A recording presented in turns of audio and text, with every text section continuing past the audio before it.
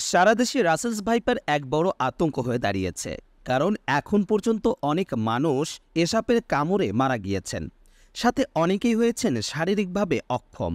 এ সাপের উপদ্রব ঠেকানোর উপায় রয়েছে কয়েকটি, তার মধ্যে রয়েছে প্রাকৃতিক ও কৃত্রিম উপায়। প্রাকৃতিক উপায় রয়েছে দুটি। শঙ্কিনী সাপ বিষধর রাসেলস ভাইপারকে জ্যান্ত খেয়ে ফেলে। এই সাপ যে এলাকায় থাকে, অন্যান্য সাপ সাধারণত সেই এলাকায় থাকে না, কারণ অন্য প্রজাতির সাপ এদের প্রিয় খাদ্য। নিশাচর শঙ্কিনী সাপ কেউটে, গোখরা, রাসেলস ভাইপার, কালাত সহ অন্যান্য বিষাক্ত সাপকে খেয়ে ফেলে। এদের ভয়ে অন্য সাপ পালিয়ে যায়। দ্বিতীয় উপায়ে সাপের প্রধান শত্রু হলো বেজি। অন্যান্য সাপের মতো রাসেলস ভাইপার এর সাথে লড়াই করে বেশিরভাগ সময় জিতে যায় বেজি। এই কারণে বেজি ও সাপের বিস্তার ঠেকাতে প্রাকৃতিকভাবে সাহায্য করতে পারে।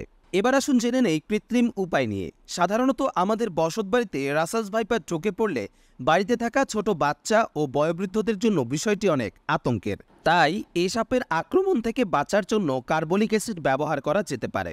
এটি পাওয়া না গেলে এর বিকল্প হিসেবে যে সাবানে কার্বলিক অ্যাসিড রয়েছে, সেই সাবান টুকরো টুকরো করে শোয়ার ঘরে ছড়িয়ে ছিটিয়ে রাখতে পারেন।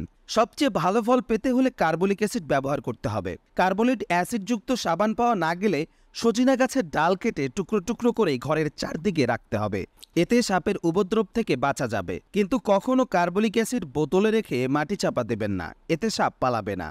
এছাড়া যারা জমিতে কাজ করেন তারা পায়ে বুট পরে ফসলের মাঠে যেতে পারেন, এতে আক্রমণ ঠেকানো সহজ হতে পারে। স্বাস্থ্য অধিদপ্তরের 2023 সালের এক গবেষণা বলছে, দেশে প্রতি বছর প্রায় 4,03,000 মানুষ সাপের দংশনের শিকার হন।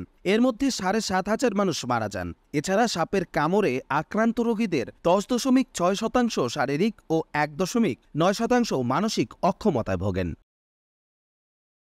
Desk report, news today.